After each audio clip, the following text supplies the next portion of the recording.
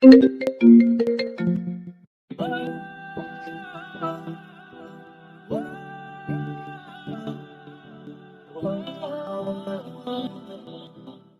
দীর্ঘ 10 বছর পর নিজের দেশের মাটিতে পা রাখলাম। আমার বয়স যখন 14 বছর, তখন আমি আমার আব্বু আম্মুর সাথে কানাডায় গিয়েছিলাম। আর আজকে আমি একা দেশে আসলাম।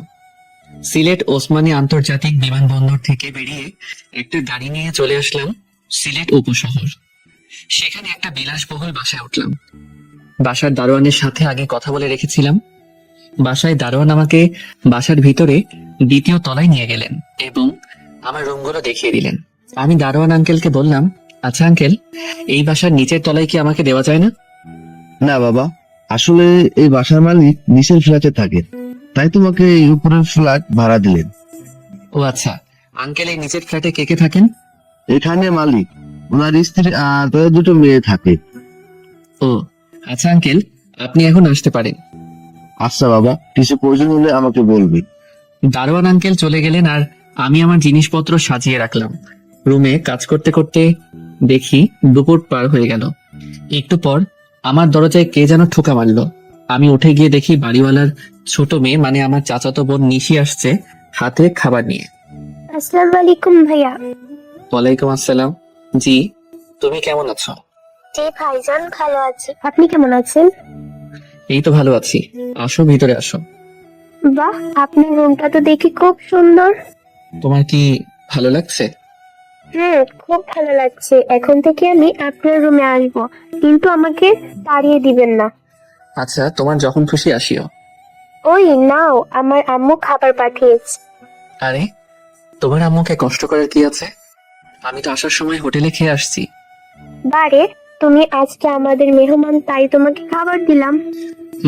তুমি তো দেখছি খুব পাকনা। ও তাই? আচ্ছা, এখনই যাই। যাও। কি এতক্ষণ হয়তো আমাদের কথা বুঝলেন না? চলুন আগে আমার পরিচয়টা দিয়ে দেই। আমি কাব্য জামিল, বাবা মায়ের একমাত্র ছেলে। কানাডা থেকে লেখাপড়া করে আসছি। আর আগেও বললাম, আমার বাবা মা কানাডায় থাকেন। আর দেশে আসার একটা কারণ হলো আমার ভালোবাসার টানে আসলাম। আমার আব্বু বলেছেন আমার চাচাতো বোন মিমের সাথে নাকি আমার বিয়ে ঠিক হয়ে আছে। আর আব্বু বলেছেন যদি কাউকে বিয়ে করতে হয় তাহলে এই মিমকে করতে হবে। আর বর্তমানে মিমের সাথে আমার প্রেম চলছে। আর যে বাসায় আছি সেটা আমাদের আর চাচুদের যৌথ বাসা। আর নিশির বড় বোনের নাম মিম জান্নাত মৌ। সবাই মিম বলে ডাকে, কিন্তু আমি তাকে মৌ বলে ডাকি। মৌ বাবা মায়ের অতি আদরের বড় মেয়ে। অনেকদিন ফোনে কথা হয়েছে মৌয়ের সাথে, কিন্তু আমাকে কখনো দেখেনি। মিম খুব কান্নাকাটি করেছে আমাকে দেখার জন্য, কিন্তু আমি দেখা দেইনি। আমি অবশ্য মৌকে দেখেছি। আজকে আমি দেশে আসার কথা ছিল, সেটা মৌ জানতো, কিন্তু পরে আবার না করে দিয়েছি। বলেছি আরো কয়েকদিন পর দেশে আসবো, কিন্তু আমি ঠিকই দেশে আসছি। বাকিটা গল্পে জানতে পারবেন। নিশির দেয়া খাবার খেয়ে রুমে ঘুমিয়ে পড়লাম। ঘুম থেকে উঠে দেখি আসরের আজান হয়ে গেছে। তাই বাসা থেকে বেরিয়ে মসজিদে গেলাম। সেখানে আসরের নামাজ আদায় করে আবার বাসায় চলে আসলাম। কিছুই ভালো লাগছে না। যখন বুঝতে শিখেছি তখন থেকে আমি বিদেশে ছিলাম, তাই বাংলাদেশের মাটির সাথে এখন মিশতে কি রকম লাগে। কিন্তু আমার প্রিয়তমা মৌকে এখনো দেখতে পেলাম না। তাই মৌকে হোয়াটসঅ্যাপে ফোন দিলাম। মৌ ফোন ধরে বলতে লাগলো, আমায় কষ্ট দিতে তোমার খুব ভালো লাগে, তাই না? আমি কোথায় তোমাকে কষ্ট দিলাম? তাহলে আজকে আসার কথা ছিল, আসলে না কেন? আর এখন একটা বার ভিডিও কলে আসো নাই, তোমাকে খুব দেখতে ইচ্ছে করছে। না, সেটা পারবো না। আরো কয়েকদিন অপেক্ষা করো, তারপর দেখবে আমি তোমার কাছে চলে আসছি।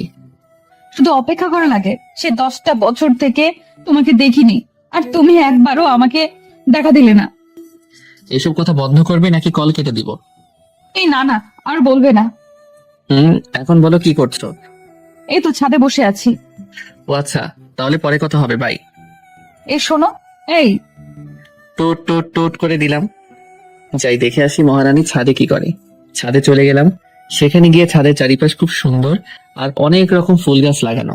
ছাদের পশ্চিম পাশে দেখি মৌ একা দাঁড়িয়ে আছে, আকাশের দিকে তাকিয়ে কি যেন ভাবছে, আর চোখে হয়তো নোনা জলে টলমল করছে। মৌ আমাকে দেখেনি, তাই আমি ছাদের পূর্ব প্রান্তে চলে গেলাম। মৌকে এভাবে দেখে আমারও খুব কষ্ট লাগছে। বড্ড ইচ্ছা করছে আমার প্রিয়তমাকে বুকের সাথে জড়িয়ে ধরতে, কিন্তু না, তা করা যাবে না, না হলে সারপ্রাইজ থাকবে না। আমি এসব ভাবছি, তখন পিছন থেকে মৌ বলল, এই এখানে আপনি কে? কি বলবো ভেবে পাচ্ছি না। আমার ভাবার মাঝে আবারও বলল, কি হলো, কথা বলেন। আমি কিছু বলতে যাব তখন নিশি চলে আসলো। আসলে আপু উনি খুব ভালো, আমাদের উপরের ফ্ল্যাট উনি ভাড়া নিয়েছেন। ও আচ্ছা, তা আপনার নাম কি? এই রে খাইছে ধরা, এখন নাম কি বলবো? যদি জামিল বলি তাহলে হয়তো চিনে যাবে। ধ্যাত, এদেশে কত জামিল আছে, কে কার নামে জানে। কি হলো, নামটা বলবেন না?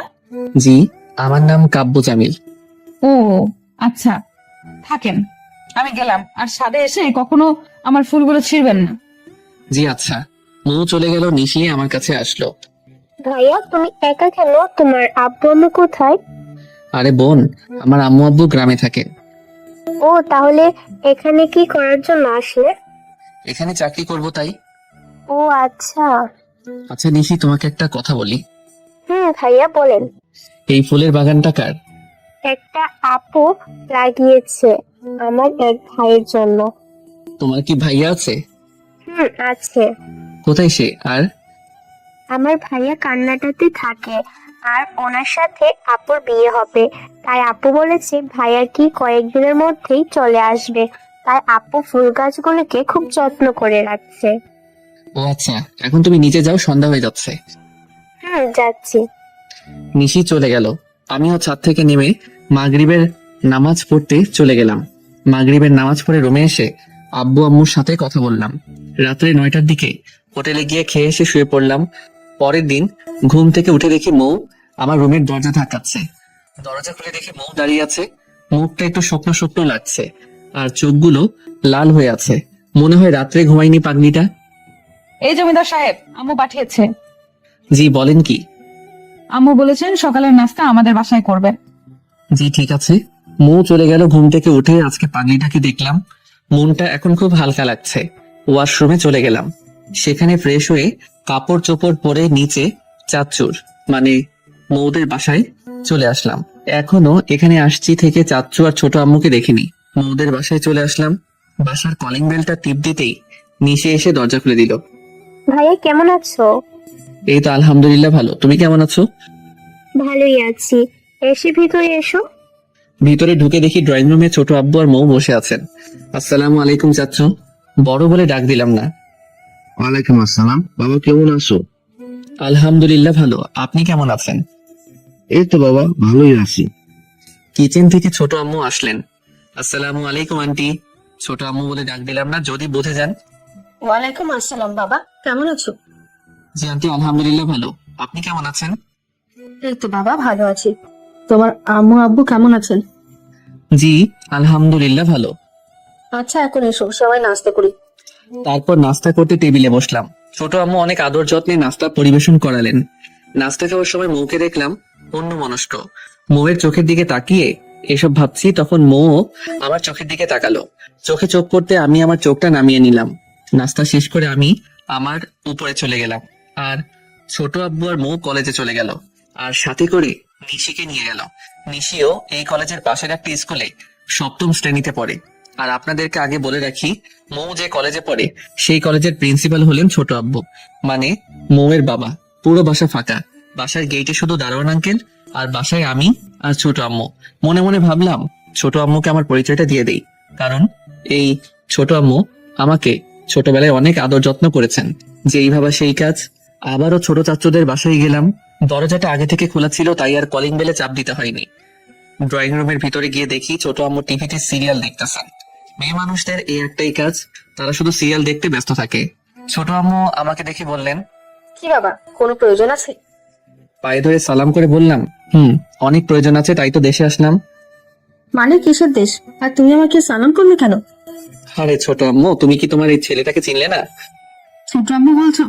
আমাকে তো একচুয়ালি ছোট আম্মু বলে ডাকে, আর সে হলো আমাদের জামিল। আমার ফোন থেকে আম্মু আব্বুর সাথে আমার ছবি দেখিয়ে বললাম, আমাকে কি তোমার সেই জামিল মনে হয় না?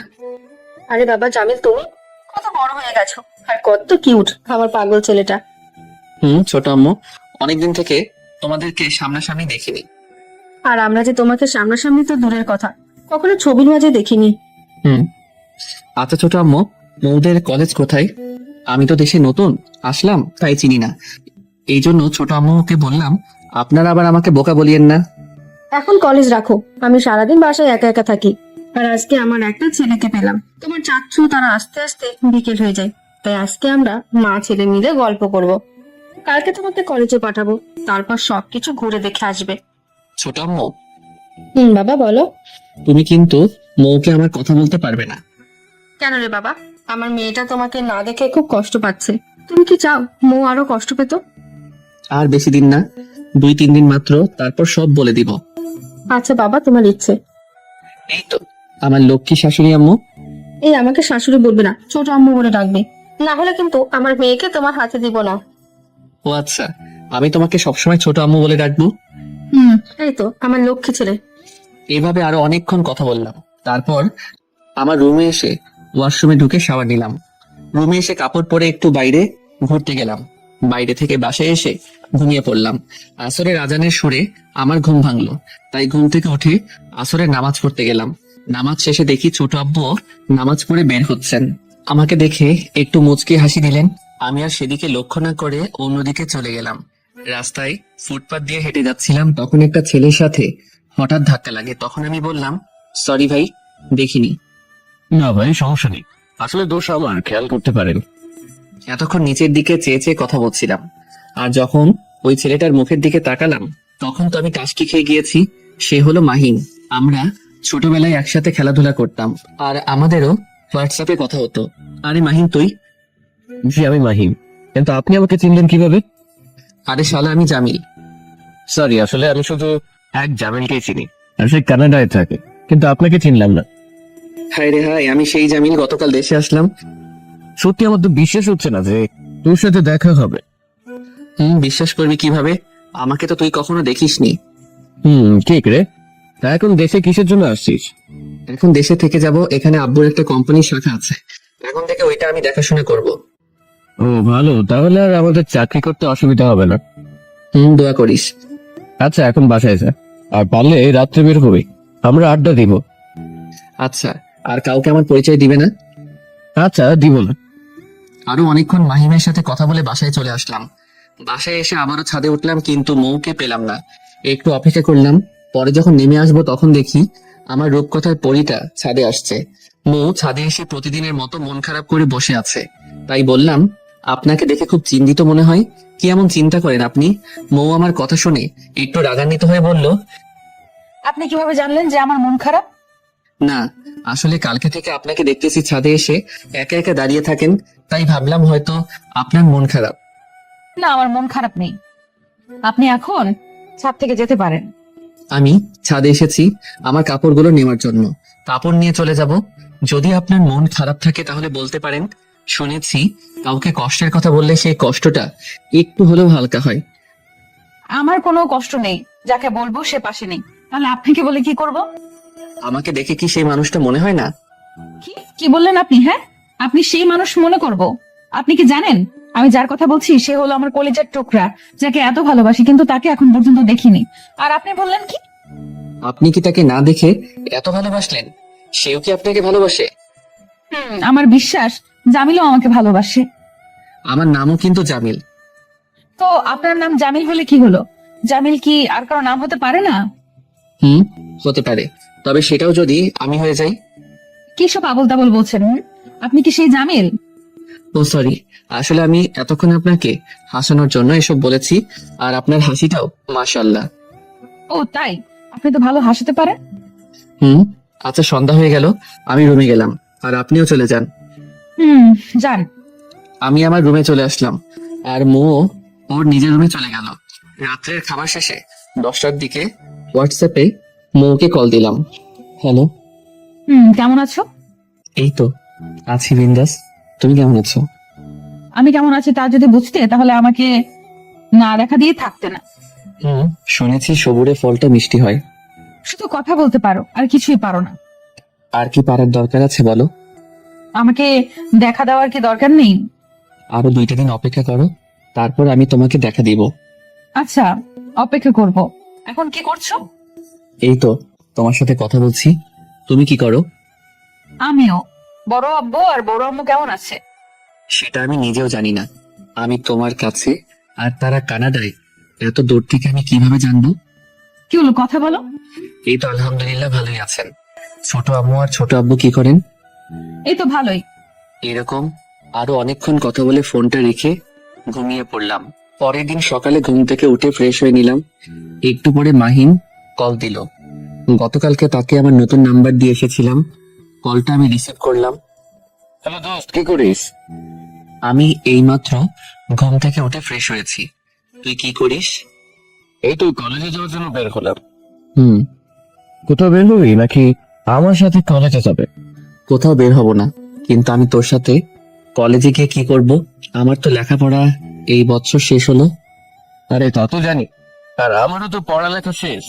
তবে আজকে আমাদের বিদায় সংবর্ধনা দিবে, তাই যাব। ও আচ্ছা, তুই আমার বাসায় আয়, তারপর একসাথে যাব। আসছি। মাহিমের সাথে কথা বলা শেষ করে নিচে ছোট আম্মুর কাছে গেলাম। তাদের দরজার সামনে গিয়ে দেখি মৌ খুব সেজেগুজে কলেজে যাচ্ছে।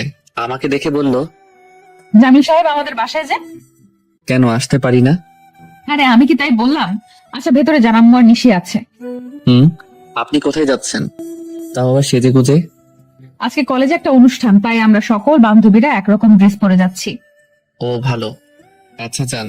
হুম। মৌ চলে গেল। আমি ভিতরে ঢুকে গেলাম। ভিতরে গিয়ে দেখে নিশি ড্রয়িং রুমে টিভি দেখছে আর ছোট আম্মু কিচেনে। ছোট আম্মুর কাছে গিয়ে গল্প করতে লাগলাম। তখন আবার মাহিম কল দিল। এই বন্ধু, আমি তোর বাসার নিচে। ও আচ্ছা, ভিতরে আয়। না রে, আমি যদি তোর কাছে যাই তাহলে তোকে তোর ছোট আম্মু আর ছোট আব্বু চিনে যাবে। আরে পাগল, বাসায় কেউ নেই, শুধু ছোট আম্মু আর নিশি। আর ছোট আম্মু আমাকে চিনেন। তো আচ্ছা, তাহলে আমি আসছি। মাহিম ছোট আম্মুদের বাসায় চলে আসলো। তারপর আমরা ছোট আম্মুর বাসায় একসাথে খেয়ে নিলাম। বের হলাম কলেজের উদ্দেশ্যে। আমি সাধারণ পোশাক পরে বের হয়েছি। আমাকে কেউ দেখলে মনে করবে আমি মধ্যবিত্ত পরিবারের ছেলে। আর মাহিম কিন্তু মধ্যবিত্ত পরিবারের একমাত্র ছেলে। দুই বন্ধু রিক্সা নিয়ে কলেজের গেটের সামনে গেলাম। সেখানে রিক্সা ভাড়া মিটিয়ে ভিতরে ঢুকছি।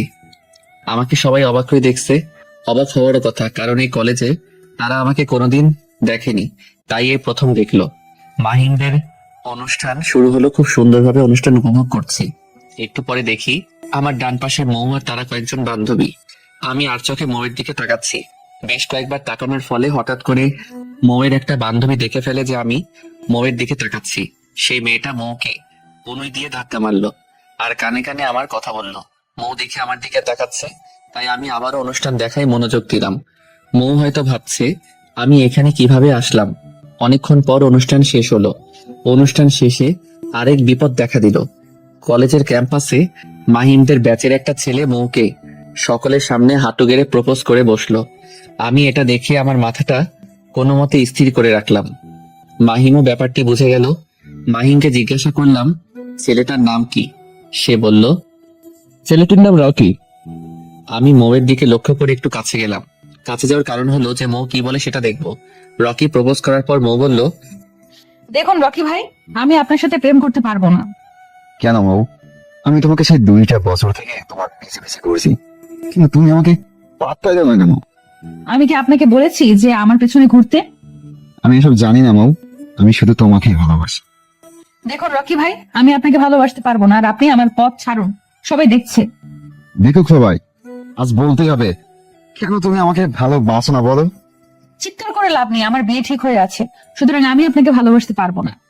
এটা আমি বিশ্বাস করি না। এতক্ষণ থেকে বুঝাচ্ছি, কথা কি আপনার কানে যায় না? মৌ রকিকে সজোরে 3টা থাপ্পড় দিল। আমি মৌয়ের থাপ্পড় দেখে খুব অবাক হলাম। মেয়েদের গায়ে এত শক্তি, তা আমার আগে জানা ছিল না। আমি আবারও তাদের কেলোকীর্তি দেখতে লাগলাম। এখানে যারা এসেছে সবাই মৌয়ের কাণ্ড দেখে অবাক। রকি বেচারা মার খেয়ে বলতে লাগলো, মৌ, আমাকে তুমি মারবে? এখন শুধু থাপ্পড় দিয়েছি, আমার সামনে থেকে যান, না হলে এখন জুতা পিটা করবো। রকি আর কোনো কথা না বলে মান সম্মান রক্ষার্থে গালে হাত দিয়ে মৌয়ের সামনে থেকে কেটে পড়লো। মৌও বাসার উদ্দেশ্যে চলে গেল। আমি মাহিমকে বললাম, দোস্ত একটা শোরুমে যাব, চল।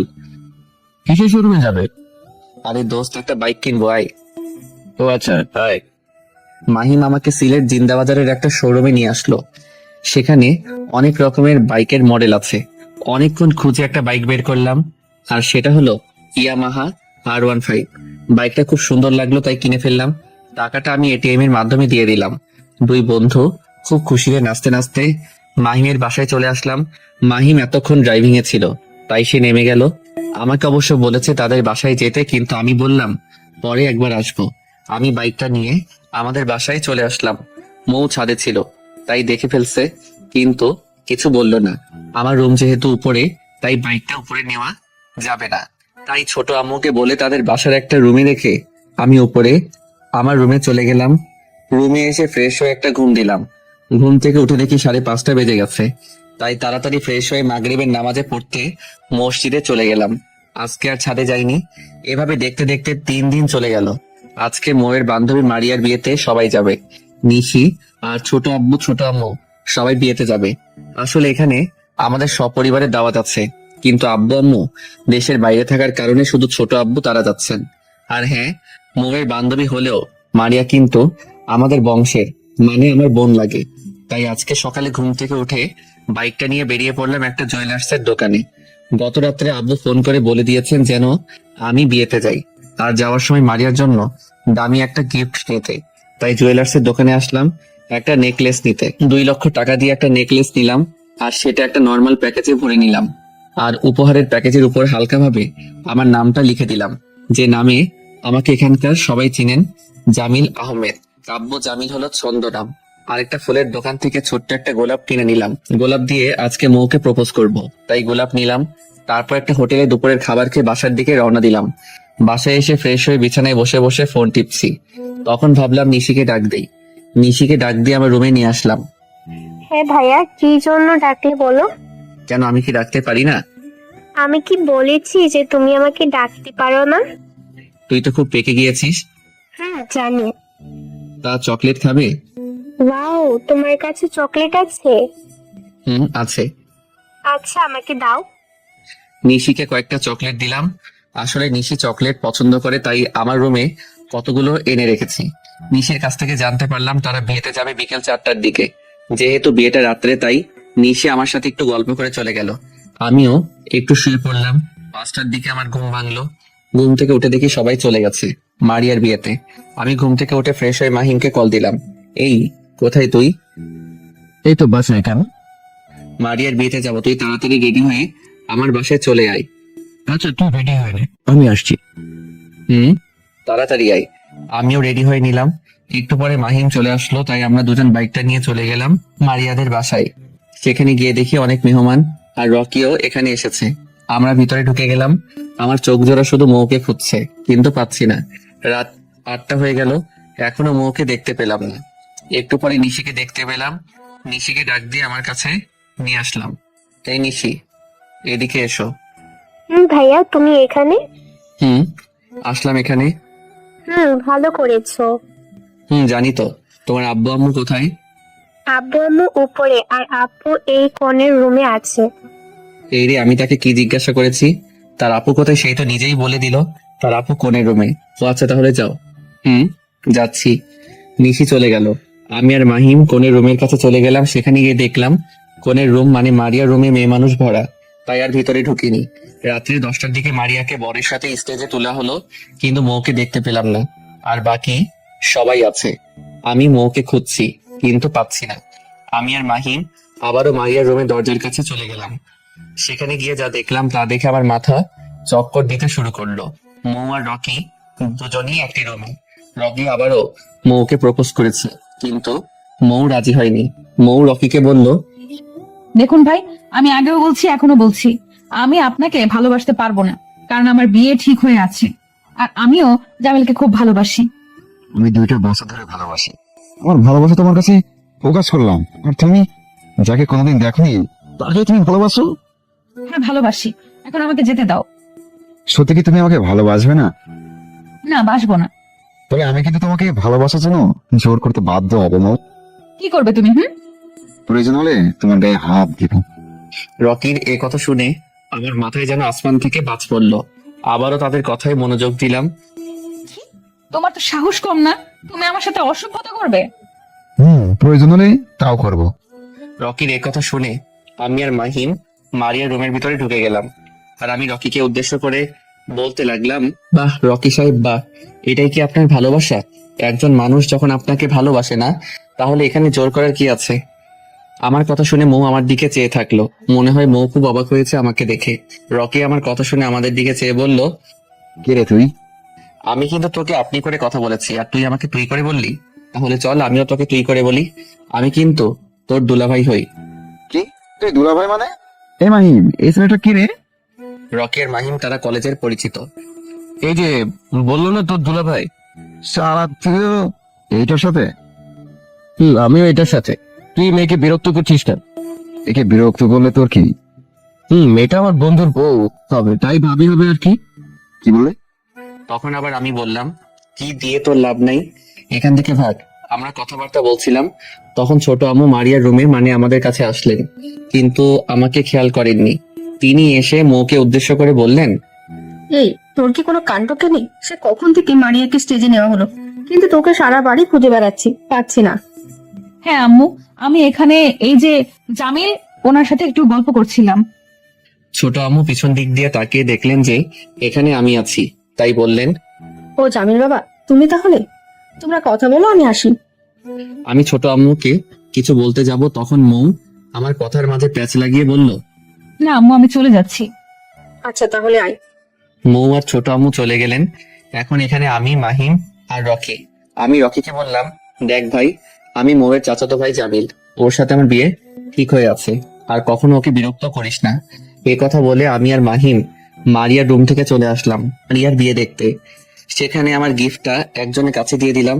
অনেক আনন্দে মারিয়ার বিয়ের কাজ সম্পূর্ণ হলো। তারপর খাওয়া দাওয়া শেষ করে যে যার মতো চলে গেল। মৌ তারা চলে গেল। আমি আর এখানে থেকে কি করব, তাই আমি আর মাহিম চলে আসলাম বাসায়। মাহিমকে আজকে রাত্রের জন্য আমাদের বাসায় রেখে দিলাম। রাত প্রায় 2টা। আমি আর মাহিম জেগে আছি, দুজনে গল্প করছি। ভাবলাম মৌদের বাসা থেকে আসি, তাই আমার পকেটে রাখা গোলাপটা বের করে মাহিমকে বললাম, দোস্ত, সারাদিন থেকে এই গোলাপটা পকেটে রেখে দিয়েছি মৌকে প্রপোজ করার জন্য, কিন্তু মৌকে কখনো প্রপোজ করার সুযোগ পাইনি। তাহলে কালকে প্রপোজ কর। দেখ বেটা, মৌকে বলেছি 2 দিন পর, মানে আজকে ওর সাথে দেখা করব, কিন্তু মৌ মনে হয় মারিয়ার বিয়ের কারণে আমার সাথে যে আজকে দেখা হবে তা মনে হয় ভুলে গেছে। তাই ভাবছি এখন গিয়ে তাদের বাসায় প্রপোজ করে আসি। এই ব্যাটা ফাঁসে, কালকে বিকালে প্রপোজ করিস, এখন ঘুমা, অনেক রাত হয়েছে, আর তারা সবাই হয়তো এখন ঘুমে আচ্ছন্ন। ও আচ্ছা, তাহলে কালকে বিকালে ছাদে প্রপোজ করব।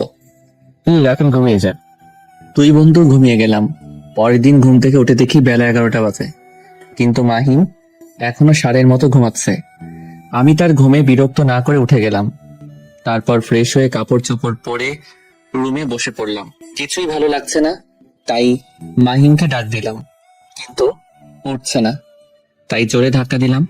এক ধাক্কায় খাট থেকে নিচে পড়ে গেল আর চিৎকার করে বলতে লাগলো, ও আম্মা গো আম্মা, আমার কোমর শেষ, এ কোন শালা আমাকে ধাক্কা দিল রে? ওই মেয়েদের মতো চিৎকার করিস না, বেলা 11:30 বাজে, কিন্তু এখনো তোর ঘুম শেষ হয় না। ধুর বেটা, খুব সুন্দর একটা স্বপ্ন দেখছিলাম, তা তুই আমাকে খাট থেকে ফেলে দিলে। ও তাই, তোর আবার স্বপ্ন? তা মেয়েটা কে রে বন্ধু? শুধু মেয়ে নিয়ে মানুষ স্বপ্ন দেখে নাকি? চলে যাবার সামনে থেকে। ও বাবারে বাবা, তুই দেখছি মেয়েদের মতো ভালো চেতস। মাহিম আমার কথায় আর কান্না দিয়ে ওয়াশরুমে চলে গেল।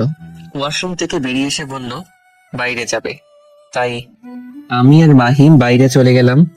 সেখানে গিয়ে 2 বন্ধু নাস্তা শেষ করে মাহিমকে তার বাসায় নামিয়ে দিয়ে জোহরের নামাজ পড়ে আমি আবার আমার বাসায় চলে আসলাম। বাসায় এসে আব্বু ফোন করে বললেন আগামীকাল থেকে আমি যেন আমাদের কোম্পানিতে এমডি হয়ে যাই। একটু বিশ্রাম নেওয়ার জন্য আবারও ঘুমিয়ে পড়লাম। ঘুম থেকে উঠে দেখি বিকাল 4টা হয়ে গেল। তাড়াতাড়ি ফ্রেশ হয়ে ছোট আম্মুর কাছে গেলাম। ছোট আম্মু, মৌ কোথায়? মৌ মনে হয় ছাদে গেছে। কিন্তু কেন বাবা? আরে না, ওই যে বলে দিব আমি সেই জামিল। ও আচ্ছা, আর আরেকটা কথা শোনো জামিল, হ্যাঁ ছোট আম্মু বলো। আসলে আমি তোমার ছোট আব্বুকে বলে দিয়েছি যে তুমি আমাদের সেই জামিল। ও তাহলে মৌ কি জানে? না বাবা, মৌ জানে না। আচ্ছা ছোট আম্মু, আমি গেলাম। আমি আবারও আমার রুমে চলে আসলাম। সেখান থেকে গোলাপ ফুলটা নিয়ে ছাদে উঠে গেলাম। ছাদের এক কোণে মৌ বসে বসে ফোন টিপছে, আর আমি কিছু না বলে বিপরীত প্রান্তে দাঁড়িয়ে রইলাম। আজকে আমার মনের রানীকে খুব সুন্দর লাগছে, যে ভাষায় প্রকাশ করা যাবে না। আমি হালকা একটা কাশি দিলাম। আমার কাশির শব্দ শুনে মৌ পিছনে ফিরে আমাকে দেখে বলল, আরে জামিল সাহেব, আপনি আবার কখন ছাদে আসলেন? এই তো সবে আসলাম। তা কি করেন ছাদে বসে? কি করব? এই তো ফোন টিপছি আর আপনার কথা ভাবছি। ও তাই? আমার কথা কি ভাবছেন? এই যে গতকাল আপনি আর মাহিন ভাই না থাকলে রকি হয়তো আমার সর্বনাশ করতো। ও, এসব বাদ দেন। কিভাবে বাদ দিব? আর আপনাকে আমি ধন্যবাদ দিয়ে ছোট করব না, তবে আপনার কাছে চিরকৃতজ্ঞ হয়ে থাকবো। কৃতজ্ঞতার কিছু নেই। আমিও আপনার কাছে এমন কিছু চাইবো যে আপনি দিতে বাধ্য থাকিবেন। কি কি এমন চাইবেন যে আমি আপনাকে দিতে বাধ্য থাকিব? আমি আমার পকেট থেকে গোলাপ ফুলটা বের করে হাতে নিলাম। মৌ আমার হাতের দিকে লক্ষ্য করলো, কিন্তু কিছু বলল না। গোলাপটা স্বাভাবিকভাবে মৌয়ের হাতের দিকে বাড়িয়ে দিয়ে সরাসরি বলেই দিলাম, ভালোবাসা কোথা থেকে আসে তা আমি জানি না, তবে এইটুকু বলতে পারি আমার মনের মাঝেও প্রেম ভালোবাসা আছে। তবে এইসব প্রেম ভালোবাসা আমি আপনার জন্য বরাদ্দ করলাম। যেদিন প্রথম আপনাকে দেখেছি সেদিন থেকে আমি আপনাকে অনেক ভালোবেসে ফেলেছি। আশা করি আপনিও আমি অদমের ভালোবাসাটা গ্রহণ করবেন। I love you. মৌ কি বলবে ভেবে পাচ্ছে না, তারপরে বলল, আসলে আমি কি ভাববো সেটাও ভেবে পাচ্ছি না। আপনি হয়তো আগে থেকে জানেন যে আমারও বিয়ে ঠিক হয়ে আছে, তারপরেও কেন আপনি আমাকে প্রেমের প্রস্তাব দেন? নিজের ভালোবাসা আর চেপে রাখতে পারিনি তাই বলে দিলাম। তার মানে আমি কি ভাববো সব ছেলে সমান? সব ছেলে তো আর আপনাকে প্রপোজ করেনি। এখন বলেন, আমার ভালোবাসাকে আপনি গ্রহণ করবেন? দেখুন মিস্টার জামিল, আমি আপনাকে ভালোবাসতে পারবো না, সো আমাকে আর বিরক্ত করবেন না। আমি গেলাম, বাই। বাহ বাহ, আমার পাগলি দেখছি আসলেই আমাকে খুব ভালোবাসে, না হলে আমার আজকের এই প্রেমের প্রস্তাবে রাজি হয়ে যেত। যাই হোক, আমি বলে দেই যে আমি সেই জামিল যে কানাডা থেকে এসেছে। মৌ চলে যাচ্ছিল আর মৌয়ের হাত ধরে বললাম, আমি সত্যি আপনাকে ভালোবাসি, খুব ভালোবাসি। সব ছেলে লুচ্চা টাইপের হয়, আপনার তো সাহস কম না? হাত ধরলেন কেন? আমি আপনাকে বললাম যে আমার বয়ফ্রেন্ড আছে, তারপরও কেন আমাকে ভালোবাসার কথা বলেন? এত জোরে থাপ্পড় মারলে? বেশ করেছে, আরো থাপ্পড় দিব। আপনি আজকে থেকে আমাদের বাসায় আর থাকবেন না, অন্য কোথাও বাসা দেখেন। সত্যি চলে যাব? হ্যাঁ, চলে যাবেন। আচ্ছা যাচ্ছি। এই কথা বলেই আমি সিঁড়ি দিয়ে নিচে নামছি, আর আমার পিছন দিয়ে মৌ সিঁড়ি দিয়ে নিচে নামছে। আরেকটা কথা, ছাদে উঠতে হলে আমার রুমের পাশ দিয়ে যেতে হয়। যেহেতু আমি উপরের তলায় থাকি তাই আমি আমার রুমের দরজার কাছে চলে আসলাম। আর মৌ যখন আমার দরজার সামনে আসলো তখন এক টান দিয়ে আমার রুমের ভিতর নিয়ে গেলাম আর দরজাটা লাগিয়ে দিলাম। আমার এরকম আচরণ দেখে মৌ হয়তো খুব অবাক হয়েছে এবং ভয় পেয়েছে। মৌ বলতে লাগলো, এই আপনি আমাকে রুমের ভেতর নিয়ে আসলেন কেন? আরে ভয় পাবার কিছু নেই, আমি তোমাকে কিছুই করবো না, তবে তোমার জন্য একটা সারপ্রাইজ আছে। কি সারপ্রাইজ? আর সারপ্রাইজ দিতে হলে কি রুমের মাঝে দিতে হয় বা দরজা বন্ধ করে? আমি না হয় একটু অন্যরকম ভাবে সারপ্রাইজ দিব। দেখুন, আমাকে তাড়াতাড়ি যেতে দিন, সন্ধ্যা হয়ে যাচ্ছে।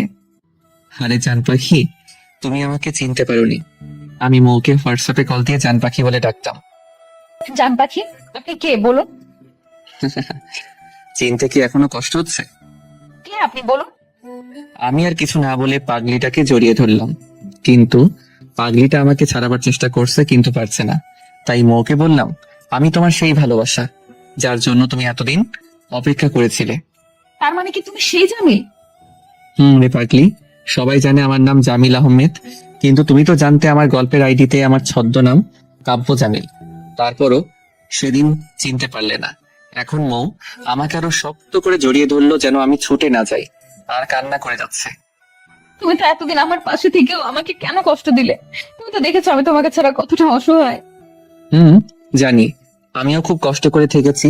আমারও ইচ্ছা ছিল তোমাকে আমার পরিচয় দিব, কিন্তু দেইনি। ভাবছি একটু সারপ্রাইজ দেই।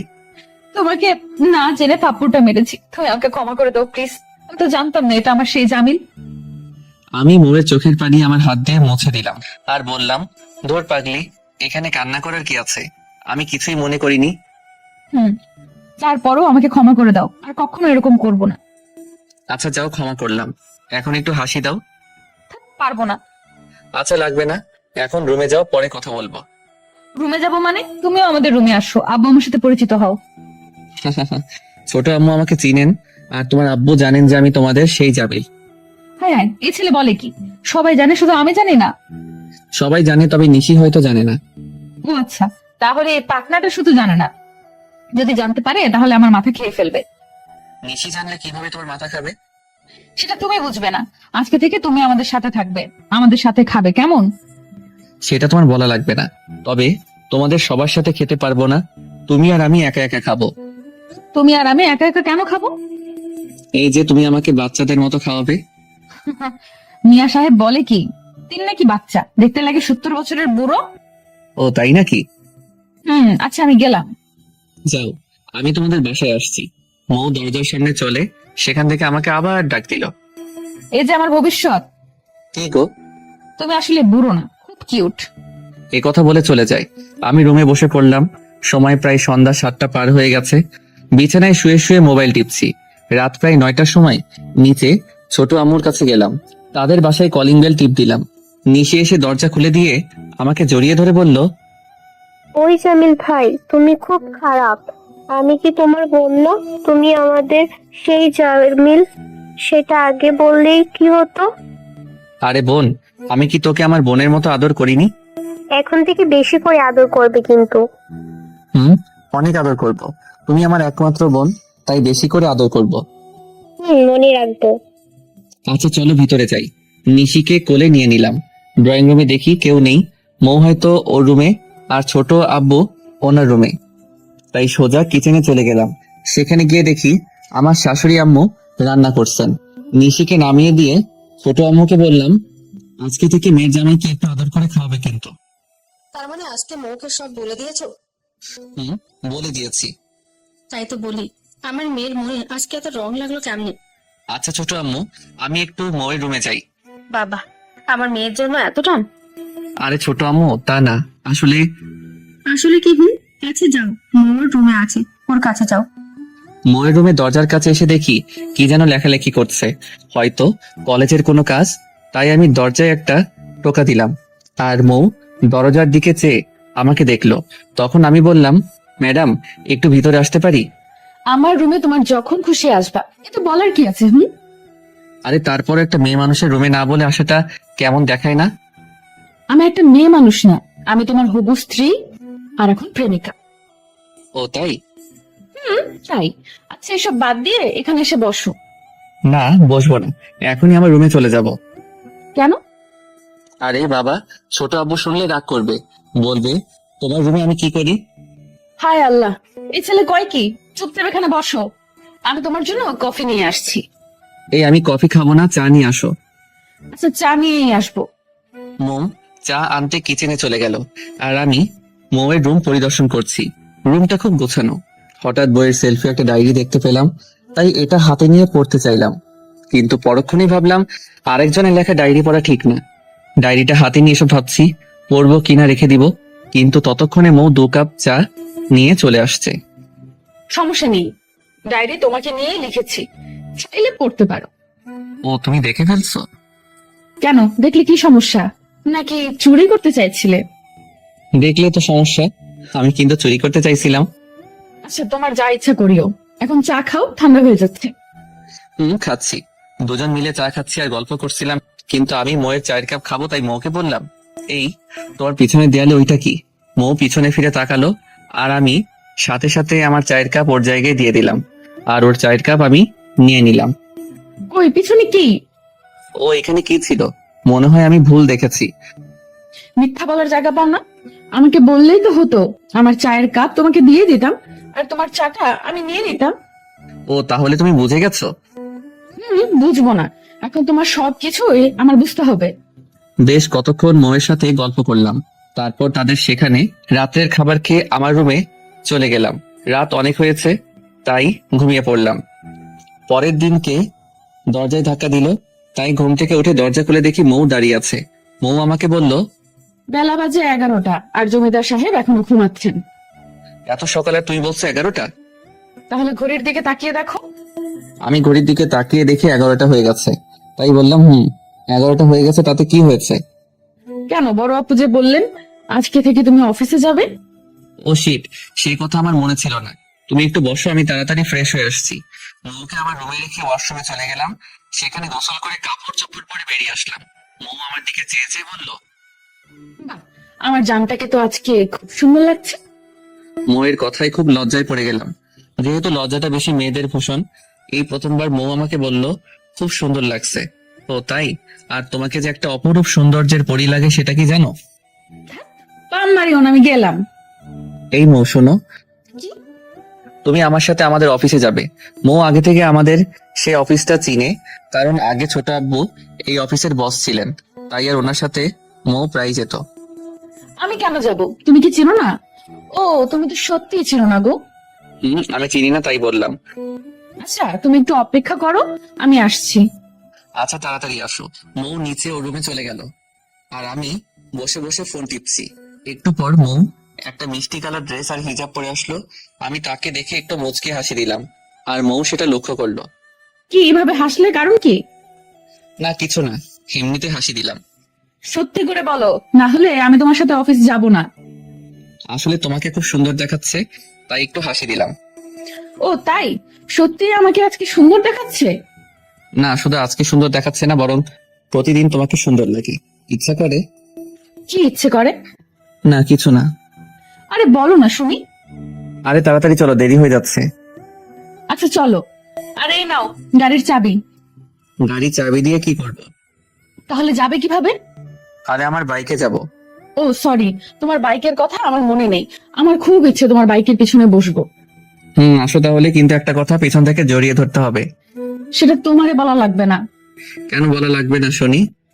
কারণ সেটা আমি আগে থেকে ভেবে রেখেছি যে তুমি যেদিন গাড়ি চালাবে বা এমনিতে আমি তোমাকে জড়িয়ে ধরবো। ও তাই বলো। আচ্ছা এখন চলো অফিসে, এমনিতেও দেরি হয়ে যাচ্ছে। আচ্ছা, আমার বাইকটা নিয়ে অফিসের দিকে যাচ্ছি। মৌ আমাকে খুব শক্ত করে জড়িয়ে ধরেছে।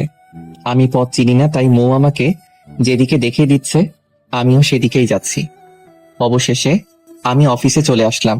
অফিসের সামনে এসে দেখি সকল স্টাফ অফিসের দরজার সামনে লাইন ধরে দাঁড়িয়ে আছেন, কিন্তু এখানকার ম্যানেজার সাহেবকে দেখতে পেলাম না। তাই মৌকে বললাম, এখানে ম্যানেজার কোথায়? এখানে ম্যানেজার চলে গেছে, তুমি নতুন একজন নিয়োগ দিবে। ও আচ্ছা। সেখানকার দায়িত্বশীল একজন কর্মচারী আমার কাছে আসলেন।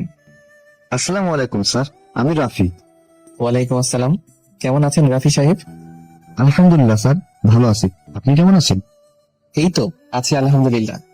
আসেন স্যার, ভিতরে আসেন আর তাদের সাথে পরিচিত হন। একে একে সবার সাথে পরিচিত হলাম। তারপর আমার কেবিনে আমি আর মৌ ঢুকে গেলাম। আমি কেবিনে ঢোকার সাথে সাথে মৌ গিয়ে আমার চেয়ারে বসে পড়লো। আমি একটু অবাক হলাম, তাই বললাম, তুমি দেখি কোনো কথা না বলে এখানে গিয়ে বসে পড়লে। বারে, আমি এখানে নতুন বসি নাই, আমিও এখানে বসছিলাম, আর তুমি আসায় আমার সব মাটি হয়ে গেল, তাই শেষবারের মতো আরো একবার বসে পড়লাম। ও তুমি কিভাবে এখানকার বস ছিলে? আরে আগে এখানে আব্বু বস হিসেবে ছিল, এটা কি জানো না? হ্যাঁ জানি তো। হুম। আর আব্বু কলেজে সময় দিত, তাই আমি সবসময় এখানেই আসতাম। ও তাহলে ভালোই করেছো। আমার যেদিন ভালো না লাগবে সেদিন তুমি এখানে আসবে। না গো জানো, অফিসে যে কাজের কত চাপ তা এখন হারে হারে টের পাবে। সেটা আমি দেখে নিব। আমি আর মৌ কথা বলছিলাম, তখন আমার কেবিনে আবারও রাফি সাহেব আসলেন। স্যার, ভিতরে আসতে পারি? জি আসুন। মৌ রাফি সাহেবকে দেখে চেয়ার থেকে উঠে গেল, তাই সেই চেয়ারে আমি বসলাম। স্যার, একটা কথা বলবো? হুম বলেন, সমস্যা নেই। আসলে স্যার, আমাদের ম্যানেজার সাহেব গত দুদিন আগে অবসর নিয়েছেন, তাই এখন যদি আপনি বলেন তাহলে আমরা নতুন ম্যানেজার নিয়োগ দিয়ে দেই। রাফি সাহেব ম্যানেজার নিয়োগ দেওয়ার দরকার নেই। ম্যানেজার আমি আগে থেকে ঠিক করে রেখেছি, তিনি আগামীকাল থেকে অফিসে আসবেন। স্যার, কে সেই মানুষ যাকে আপনি ম্যানেজার হিসেবে নিয়োগ করলেন? সেটা কালকে দেখতে পারবেন। আচ্ছা, তাহলে আমি যাই স্যার। আপনি এখন আসতে পারেন। রাফি সাহেব চলে গেলেন। মৌ আমাকে জিজ্ঞাসা করলো, এই তুমি কাকে আগে থেকে ম্যানেজার হিসেবে রাখলে? আরে সে আর কেউ না, আমার বন্ধু মাহিম। ও তাই, ভালো করছো মিস্টার জান। জান পাখি, আমরা আরো কতক্ষণ অফিসে থেকে তারপর সবাইকে ছুটি দিয়ে দিলাম, যেহেতু অফিস শেষ হয় 4টার পর। কিন্তু আজকে সবাইকে 2টায় ছুটি দিয়ে দিলাম। আমি আর মৌ ও অফিস থেকে চলে আসলাম। মৌকে বললাম, এই কোথায় যাবো গো এখন? কোথায় যাব তা তুমি জানো? আরে বাবা, আমি যদি সব জায়গা চিনতাম তাহলে কি আর তোমাকে বলতাম? ও তাও ঠিক। আচ্ছা এখন তো বিকেল প্রায় 3টা, চলো ফুচকা খেতে সেলফি ব্রিজে যাব। সেলফি ব্রিজ কোথায় গো? আরে এই একটু সামনে সিলেটের কাজী বাজারে একটা সুন্দর ব্রিজ আছে, আর সেটা সেলফি ব্রিজ নামে পরিচিত। ও আচ্ছা, তাহলে চলো। আমি আর মৌ চলে গেলাম সেলফি ব্রিজে, কিন্তু সেখানে গিয়ে দেখি ব্রিজের ফুটপাতে শুধু কাপল আর কাপল। বাইকটা ব্রিজের ফুটপাতের একটা সাইডে রেখে আমি মৌকে দিয়ে ফুচকাওয়ালা মামার কাছে আসলাম। মৌ ফুচকাওয়ালা মামাকে বলল, মামা 2 প্লেট ফুচকা দিন। এই তুমি 2 প্লেট ফুচকা খাবে? আমি কিন্তু এইসব আলাদা খাবার খাই না। কেন খাবে না? কেন? আমি জীবনে এসব খাইনি, তাই খাবো না। জীবনে খাও নাই তো কি হয়েছে, আজকে থেকে খাবে। না, আমি খাবো না, পেট খারাপ করবে। আরে জান পাচ্ছি কিছুই হবে না, প্লিজ আজকে না হয় আমার সাথে খেয়ে ফেলো। আরে ফুচকা আমি খাবো না বললাম তো। ও আচ্ছা, তাহলে আমিও খাবো না। এই কথা বলে মৌ চলে যাচ্ছে। আমি এক টান মেরে বুকের মাঝে নিয়ে আসলাম। আচ্ছা খাবো। না খেতে হবে না, চলো বাসায় যাই। আরে বাবা বললাম তো খাবো, এতে এত রাগ করার আর কি আছে? তো কি করব, তোমাকে কত করে বললাম আর তুমি বলো খাবে না। আচ্ছা আর কখনো না করবো না। মনে থাকে জানো। আরে জান পাখি মনে থাকবে। যাই হোক, দুজন মিলে ফুচকা খেলাম। আমি বেশি খাইনি, মাত্র 1 প্লেট খেয়েছি, আর মৌ রাক্ষসের মতো 4 প্লেট খাইছে। সবশেষে টাকা দিয়ে একটু ঘোরাঘুরি করছিলাম, তখন পকেটে থাকা ফোনটা বেজে উঠলো। ফোনটা হাতে নিয়ে দেখি মাহিম কল দিছে, তাই ফোনটা রিসিভ করলাম। হ্যালো দোস্ত। ফুপিয়ে কান্না করার আওয়াজ আসছে। আমার খুব ভয় লাগলো, এটা তো মাহিমের গলা, তার মানে কি মাহিম কান্না করছে? আমি আবারও বললাম, এই মাহিম কথা বল। এই কথা বল, কি হয়েছে তোর? আরে বন্ধু, একটা সমস্যা হয়েছে। কেন, তোর কিছু হয়েছে? না, আমার কিছু হয় নাই, তুই আমার সাথে দেখা কর, তারপর তোকে সবকিছু বলছি। আচ্ছা তুই এখন কোথায়? আমি এখন বন্দর বাজার কোর্ট পয়েন্টে আছি। আচ্ছা তুই 10 মিনিট অপেক্ষা কর, আমি আসছি। আচ্ছা আয়। আমি মৌকে নিয়ে তাড়াতাড়ি আমাদের বাসায় চলে আসলাম। মৌ আমাকে জিজ্ঞাসা করেছিল কি হয়েছে। আমি বললাম জানি না কি হয়েছে, তবে গিয়ে দেখি কি হলো।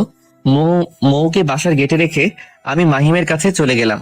সেখানে গিয়ে দেখি মাহিম একা একা দাঁড়িয়ে আছে। আমি ছুটে তার কাছে গেলাম, তারপর জিজ্ঞাসা করলাম, এই পাগলি, কান্না করে তো দেখছি চোখ মুখ লাল করে ফেলেছিস, কি হয়েছে আমাকে বল। তুই তো জানিস আমি জারিনকে ভালোবাসি। মাহিম জারিন নামে একটা মেয়েকে খুব ভালোবাসে, কিন্তু আমি এখনো মেয়েটাকে দেখিনি। তবে মাহিমের কাছে শুনেছি মেয়েটা অনেক সুন্দর আর বড়লোক বাবার মেয়ে। জানি তো, এতে কান্না করার কি আছে? প্রায় 4 বছরের সম্পর্ক আমাদের, কিন্তু আজকে জারিনের বাবা আমাকে তাদের বাসায় যেতে বললেন। আমি গেলাম, মনে করেছিলাম হয়তো আমাদেরকে একত্র করে দিবেন, কিন্তু তিনি বললেন ওনার মেয়েকে যেন ভুলে যাই। কেন কেন জারিনের বাবা এমন কথা বললেন কেন? আমি মধ্যবিত্ত পরিবারের ছেলে, তা আমার চাকরি করি না, তাই ওনার মেয়েকে উনি আরেকটা চাকরিওয়ালা ছেলের সাথে বিয়ে দিয়ে দেবেন, আর বলেছেন সেই ছেলে মাসে 30,000 টাকা বেতন পায়। ও এই কথা, তাহলে জারিন কি বললো? জানেন কি বলবে, ওর বাবার মুখের উপর আর কোনো কথা বলতে পারিনি, কিন্তু পরে আমাকে ফোন করে অনেক কান্নাকাটি করলো আর বলল একটা ছোটখাটো চাকরি যেন তাড়াতাড়ি ম্যানেজ করতে পারি। ও তাহলে জারিন সেই ছেলেকে বিয়ে করতে রাজি নয়, তাই না? তাই পাগলিটাও আমাকে খুব বেশি ভালোবাসে। আচ্ছা তাহলে এখন চল, আর তোর জন্য একটা ভালো সুখবর আছে। আমার আর সুখবর দিয়ে কি হবে, যা ইচ্ছে ছিল তা তো আর পূর্ণ হবে না। ধুর পাগল, আমি আছি না, কালকে সকাল 10টায় বাসায় থাকবে। আমি এসে তোকে এক জায়গায় নিয়ে যাব, আর বিকাল 4টায় জারিনদের বাসায় যাব। কেন, 10টার সময় কোথায় যাবে? সেটা কালকে দেখিস কোথায় যাই। আচ্ছা এখন আমার সাথে আয়, তোকে বাসায় দিয়ে আমিও আমার বাসায় যাব। আচ্ছা চল। মাহিমকে নিয়ে ওর বাসার সামনে এসে ওকে নামিয়ে দিয়ে আমি আমাদের বাসায় চলে আসলাম। বাসায় আসতে আসতে রাত 8টা বেজে গেছে। তারপর খাওয়া দাওয়া করে আমি আমার রুমে চলে আসলাম। রুমে এসে শুয়ে পড়লাম। একটু পর মৌ আমার রুমে আসলো। আমি মৌকে দেখে শোয়া থেকে উঠে বললাম, তুমি এত রাতে আমার রুমে? আসলাম, কেন কোনো সমস্যা? অনেক সমস্যা। তাড়াতাড়ি তুমি আমার রুম থেকে যাও, না হলে আমি ছোট আব্বুকে বলে দিব। বলো সমস্যা নেই, আমি আজকে তোমার কাছেই থাকবো। হাই আল্লাহ, মেয়ে বলে কি, কত বড় কথা, তুমি আমার কাছে থাকবে? কেন, থাকলে কি হয়? তুমি যাবে না কি না বলো। আরে বাবা, আসলাম তোমাকে একটা খবর দিতে। কি খবর বলো? বড় আব্বু কল করে আব্বুকে বলেছেন আগামী সপ্তাহের মধ্যে আমাদের বিয়ে দিয়ে দিবেন। ও এত তাড়াতাড়ি? কিন্তু আম্মু আব্বু কানাডা থেকে না আসলে যে আমি বিয়ে করব না। আরে পাগল, তারা আসবেন আগামী পরশুদিন সকালের ফ্লাইটে, তারা আসছেন। ও তাহলে ভালোই হলো। হুম। আচ্ছা এখন যাও। আরে বাবা যাচ্ছে, আর মাত্র কয়েকটা দিন, তারপর দেখবে এই মুখ কি জিনিস। এই জামিলও কি জিনিস তা দেখাবো বাসর ঘরে। বাসর ঘর লাগবে না, এখন কি করবে করো। হ্যাঁ সত্যি করব। সত্যি বলছি। এতক্ষণ আমি খাটের মধ্যে বসেছিলাম আর মৌ দাঁড়িয়েছিল, তাই এখন আমি খাট থেকে উঠে মৌয়ের কাছে গেলাম। আচ্ছা এখানে না, বাইরে আসুন। বাইরে অনেক ঠান্ডা, এখানেই করো। বেশি কিছু না, একটা কিস মাত্র। ও তাই, তাহলে তো বাইরে আসতে হবে।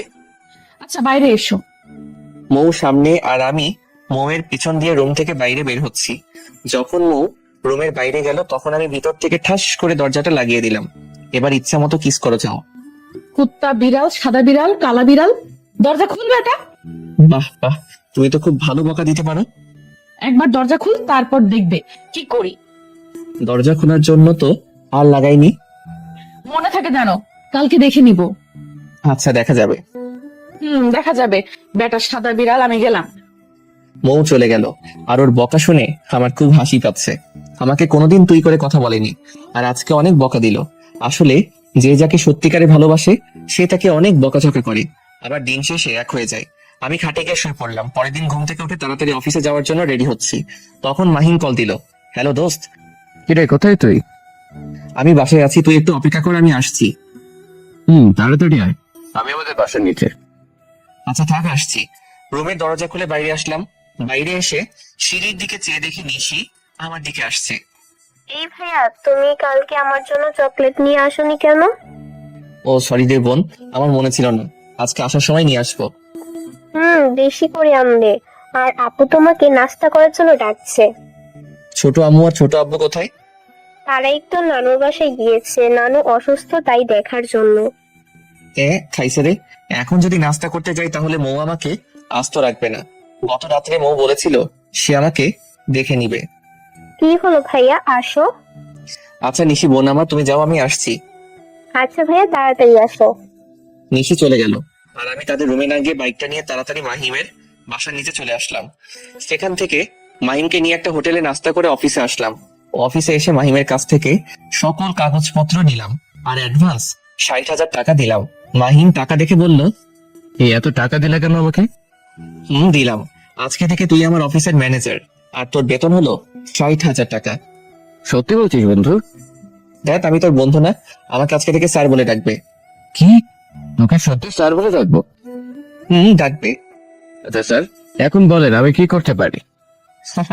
দেখ পাগল, তুইও সত্যি সত্যি আমাকে স্যার বলে ডাকলি। তুই তো বললে তাই।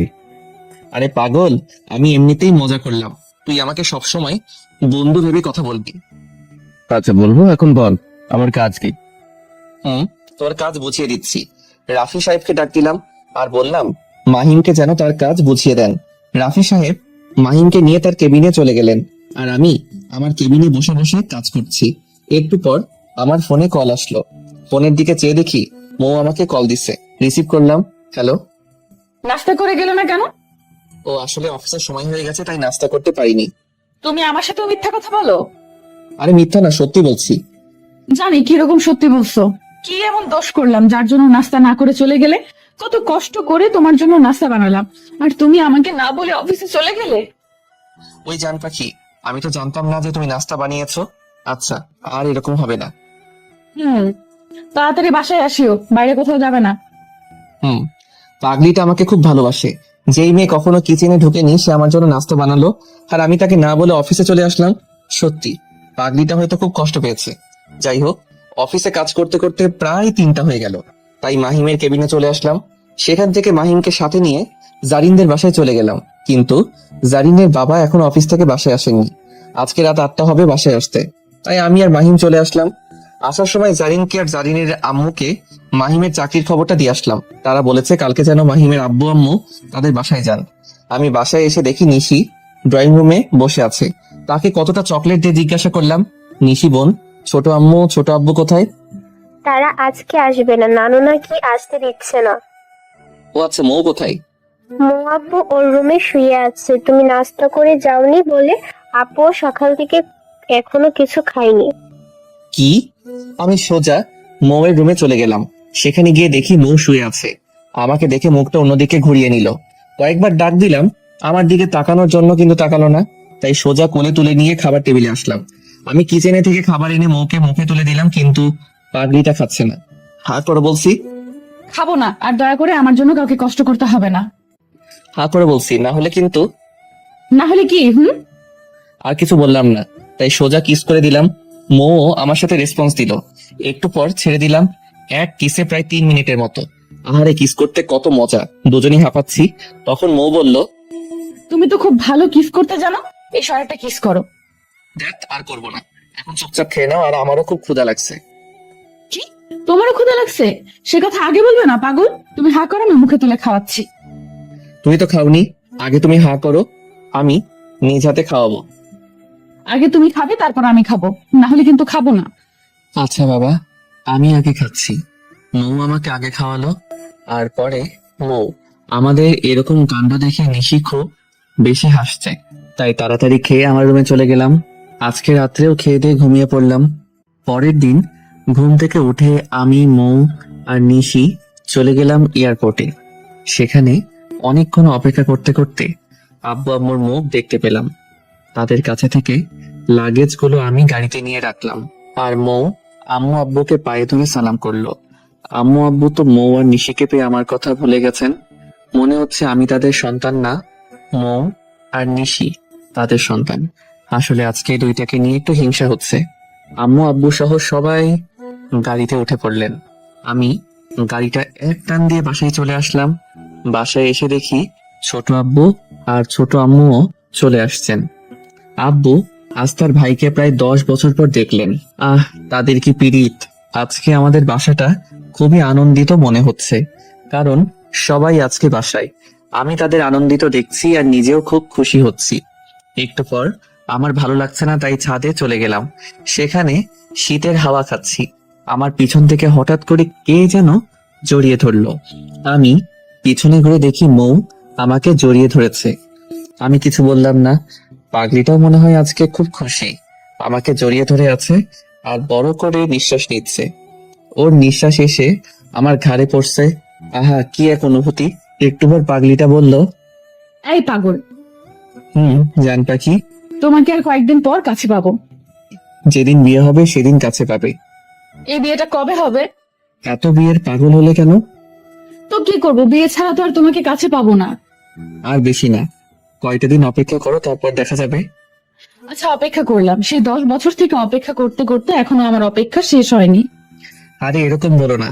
আচ্ছা, আমি ছোট আম্মুকে বলছি, দেখি তিনি কি বলেন। বলো, গিয়ে যাও। আম্মুকে আবার বলিও না যে আমি বলছি বিয়ের কথা। কেন? আমার কথা বললে ঝাড়ু পিটা করবে আমাকে। ভয়ও লাগে, তাই না? না, ভয় লাগে না, তবে লজ্জা লাগে। আর না হয় আম্মু কি ভাববে। এতক্ষণ মৌ আমাকে পিছন দিকে জড়িয়ে ধরেছিল, এখন আমি উল্টো দিকে ঘুরে মৌকে আমার বাহু ধরে আবদ্ধ করে নিলাম আর বললাম, আচ্ছা যাও, একটা দিন অপেক্ষা করো, তারপর ইয়ে হয়ে যাবে। এই ইয়েটা কি? ইয়েটা হলো বিয়েটা। ও আচ্ছা। এভাবে আরো অনেকক্ষণ কথা বললাম। তারপর দুজনেই নিচে নেমে আসলাম। নিচে এসে দেখি সবাই ড্রয়িং রুমে বসে আছে। নিশি আমাদেরকে দেখে বলল, ভাইয়া, তুমি আর আপু ছাদে এখন কি করছিলে? নিশির কথায় আমি আর মৌ ভেবাচেকা খেয়ে গেলাম। এই শয়তান মেয়ে তো দেখছি আমাদের মান সম্মানের ফালুদা করবে। তখন আব্বু বললেন, আরে নিশি, চুপ থাকো। আর মৌ, এদিকে এসো। বড় আপু বলল। আমি দাঁড়িয়েছিলাম এতক্ষণ, তাই আব্বু আমাকে বললেন, এই চাবল, তুই তোর রুমে যা তো। হাই আল্লাহ, আব্বু এটা কি বললো? কি হলো, কথা কি কানে যায় না? হ্যাঁ, যাচ্ছি। আমি তো তোমাদের কেউ না, এখন এই মৌ তোমাদের সব। একথা বলে সেখান থেকে আমি চলে আসলাম। কিন্তু আব্বু আমাকে হঠাৎ করে এরকম কথা বললো কেন? আমি রুমে না এসে ড্রয়িং রুমের দরজার সামনে দাঁড়িয়ে রইলাম তাদের কথা শোনার জন্য। দেখি আব্বু মৌকে বলছে, মা, আমরা তোমাদের বিয়েটা আগামী শুক্রবারে ঠিক করেছি। এতে কি তোমার কোনো আপত্তি আছে? হায় আল্লাহ, আব্বু এটা কি বললো? আগামী শুক্রবারে নাকি আমার বিয়ে? হাতে আমাদের 3 দিন আছে। মৌ তো বিয়ের কথা শুনে মনে মনে লাফাচ্ছে, কিন্তু সেখানে সবার সামনে তো আর কিছু বলতে পারছে না। তারপরে বলল, বড় আব্বু, তোমাদের যা ইচ্ছা করেন, আমি এখানে অমত করার কি আছে? ও আচ্ছা, মা তাহলে তুমি এখন যাও। আর কালকে জামিলকে নিয়ে মার্কেটে যাও। আচ্ছা বড় আব্বু। মৌ ওর রুমে চলে গেল আর আমিও আমার রুমে চলে গেলাম। দুপুর বেলার খাওয়ার জন্য নিশি এসে আমাকে ডেকে গেল, তাই আমি নিচে চলে গেলাম। সেখানে গিয়ে দেখি সবাই টেবিলে বসে আছে, শুধু মৌ বাদে। আমিও গিয়ে বসে পড়লাম টেবিলে। একটু পর মৌ এসে আমার সামনের চেয়ারে বসলো। আমরা সবাই খাওয়া শুরু করলাম। অর্ধেক খাওয়া শেষে হঠাৎ করে পায়ের মাঝে কে লাথি দিল, আর আমি সাথে সাথে বললাম, আহ ও মাগো। আমার চিৎকার শুনে সবাই আমার দিকে চেয়ে থাকলো। ছোট আম্মু বলল, বাবা, কি হয়েছে তোমার? কি বলবো ভেবে পাচ্ছি না। মৌয়ের দিকে চেয়ে দেখলাম খুব হাসছে আর আমাকে চোখ টিপ মারলো। তার মানে মৌ আমাকে লাথি দিল। শালি খুব জোরে একটা লাথি দিল আমাকে। কি রে, কথা বলিস না কেন? কি হয়েছে? ও আমি বলেছি ইলিশ মাছ খাবো না, তারপরও ইলিশ মাছ রান্না করলে আমার গলায় কাটা লেগেছে, তাই চিৎকার করেছি। ও এখন কি কাটা আছে? না, মনে হয় চলে গেছে। পাগল একটা। আমি খাওয়া শেষ করে রুমে চলে গেলাম। আমার খুব রাগ হচ্ছে। শয়তান্নি কত জোরে একটা লাথি দিল। রুমে বসে বসে ফোন টিপছি, তখন মৌ আমার রুমে আসলো। কি হয়েছে, এখানে আসলে কেন? ভালো লাগছে, আসছি। ভালো লাগছে তাই না? হুম, আমার সময় পায়ে লাথি দিলে কেন? ভালো লাগছে তাই। আচ্ছা, খাটে এসে বসো। আচ্ছা বসলাম। মৌ খাটে যখন বসলো তখন আমি উঠে রুমের দরজাটা বন্ধ করে দিলাম। মৌ আমার এই কাণ্ড দেখে বলল, দরজা লাগাতে হবে না, আমি তোমার কাছে এসেছি। না, তারপরে লাগিয়ে দিই। দরজা লাগিয়ে মৌকে খুব জোরে শক্ত করে জড়িয়ে ধরলাম। মৌ কোনো নড়াচড়া করলো না, সেও আমাকে জড়িয়ে ধরলো। তারপর ওর চুলের পিছনে আমার এক হাত রেখে আর আরেক হাত ওর কোমরে রেখে লম্বা করে একটা কিস দিলাম। এক সময় ওকে ছেড়ে দিলাম। কতক্ষণ ছিলাম জানি না, তবে খুব ভালো একটা অনুভূতি লাগলো। মৌকে কিস করার পর ছেড়ে দিলাম। ভেবেছিলাম পাগড়ি চলে যাবে, কিন্তু না, কান্না করে আমাকে আরো শক্ত করে জড়িয়ে ধরলো। ওর কান্না আমি সহ্য করতে পারি না, তাই বললাম, জান পাখি কান্না করেছো কেন? আরে এটা দুঃখের কান্না না, এটা সুখের কান্না। যখন তুমি বিদেশে ছিলে আর আমার সাথে খাটাসের মতো কথা বলতে, তখন আমি ভাবতাম তুমি হয়তো একটু রোমান্টিক না। ও এই কথা। আসলে সেই সময় তোমার সাথে এরকম কথা বলেছিলাম যাতে দেশে এসে তোমাকে একটা সারপ্রাইজ দিতে পারি। যখন বিদেশ ছিলাম তখন ওর সাথে একদম ভালোভাবে কথা বলতাম না। এইভাবেই ভালোবাসিও আমাকে। খুব ভালোবাসবো। এখন কান্না থামাও আর তোমার রুমে যাও। যাচ্ছি। মৌ চলে গেল আর আমি একটা ঘুম দিলাম। ফোনের রিংটনে আমার ঘুমটা ভেঙে গেল। ফোনটা নিয়ে দেখি মাহিন কল দিছে, কিন্তু আমি রিসিভ করতে করতে কল কেটে গেল, তাই আমি আবার তাকে কল দিলাম। হ্যালো, কি করস? এই তো এখন পুরোটাই ভালো আছে। তুই কি করিস? এই তো ঘুমিয়েছিলাম। ও আচ্ছা, শোন, একটা খবর দিব তোকে। বল। আমার আর জারিনের বিয়ে আগামী মাসে। তোর অগ্রিম দাওয়াত রইল। ও, অগ্রিম অভিনন্দন ও শুভেচ্ছা। আর আমারও সামনে শুক্রবারে বিয়ে। তোদের পরিবারের সবার দাওয়াত। এত তাড়াতাড়ি? আর শুনলাম আঙ্কেল আন্টি তারা এসেছেন। একবার বাসায় এসে দেখে যাস। আসবো। এখন তাহলে ভালো থাক, আমি কাজে আছি। আচ্ছা। মাহিমের সাথে কথা বলে বাইরে একটু ঘোরাঘুরি করে আসলাম, তারপর আবার ঘুমিয়ে পড়লাম। পরের দিন ঘুম থেকে উঠে মৌ আর আমি শপিং মলে চলে গেলাম। সেখানে সকল শপিং করে বিকালে বাসায় আসলাম। আর আজকে থেকে সারা বাড়ি সাজানো হচ্ছে। বিয়ের এখনো 2 দিন বাকি। অনেক আত্মীয় স্বজন আর মেহমানরা এসেছেন। 2 দিন পর আজকে আমরা বিয়ের পিড়িতে বসে পড়লাম। আলহামদুলিল্লাহ, আমাদের বিয়ের কাজ শেষ হলো। এখন রাত 1টা। আমি বাসর ঘরে দরজার সামনে দাঁড়িয়ে আছি। প্রথমবার বাসর করতে যাচ্ছি, তাই একটু ভয় লাগছে। এক বালতি সাহস নিয়ে দরজাটা খুলে ভিতরে গেলাম। দরজা লাগানোর শব্দ শুনে আমার দিকে তাকালো, তারপর নিচে নেমে আমাকে সালাম করতে যাবে, তখন ধরে বললাম, এই জান পাখি, তোমার জায়গা আমার পায়ে নয়, আমার বুকে। আর সারা জীবন এই বুকের মাঝে রাখবো। আমিও চাই সারা জীবন তোমার বুকের মাঝে থাকতে। আচ্ছা, তুমি এখন কাপড় চেঞ্জ করো, আমি একটু আসছি। জান পাখি, কোথাও যাব না, এই রুমেই আছি। ও আচ্ছা, যাও। আমি আমার রুমের আলমারি থেকে একটা চিকন ডায়মন্ডের চেইন বের করলাম। এই চেইনটা আমি কানাডা থেকে এনেছিলাম মৌকে দেওয়ার জন্য, তাই আজকে দিচ্ছি। আমি খাটে এসে দেখি মৌ কাপড় পরে আছে, কিন্তু কুচিটা পারছে না। তাই আমি ওর কুচিটা ধরে যখন কোমরে কুচে দিব, তখন ওর সুন্দর নাভির দিকে আমার চোখ পড়ে যায়। তাই আর দেরি না করে নাভিতে একটা কিস দিলাম। আর মৌ সাথে সাথে চোখ বন্ধ করে নিল আর আমার মাথাটা শক্ত করে চেপে ধরলো। এক সময় আমি সরে গেলাম। তারপর মৌ আবার খাটে বসলো। আমি এতক্ষণ মৌয়ের দিকে খেয়াল করিনি। আমার পরিটাকে গোলাপি কালার শাড়িতে কি সুন্দর লাগছে তা বলে বোঝাতে পারবো না। আমি এক ধ্যানে মৌয়ের দিকে তাকিয়ে আছি। আমি তার দিকে এভাবে চেয়ে আছি দেখে বলল, অনেক রাত হয়েছে, খাটে এসো। ও আসছি। আমি খাটে বসে মৌকে বললাম, তোমার চোখটা বন্ধ করো, একটা সারপ্রাইজ দিব। আমার কথা মতো মৌ চোখটা বন্ধ করলো, আর আমি ওর গলায় চেইনটা পরিয়ে দিলাম। এবার চোখটা খুলো। উমা, এটা কোন দিন কিনলে? কানাডা থেকে এনেছিলাম তোমার জন্য। খুব সুন্দর। ধন্যবাদ। আচ্ছা, আমার কাছে এসো। আসলাম। মৌয়ের কাছে যেতে ও আমাকে এক ধাক্কা দিয়ে খাটে ফেলে দিল। তারপর আমার ঠোঁট জোড়া দখল করে নিল। আজকে আর আমি বাধা দিলাম না, কারণ পাগলিটা আজকে থেকে আমার অনেকক্ষণ পর ছাড়লো। তাই আমি আবারও কিস করে দিলাম। কি অনুভূতি রে ভাই, বলে বোঝানো যাবে না। এই মেয়ে, আপনারা এখন যান, আমাদেরকে বিরক্ত করবেন না। আমরা করছি, আর আপনারা দেখবেন তা হয় না। বাকিটা ইতিহাস।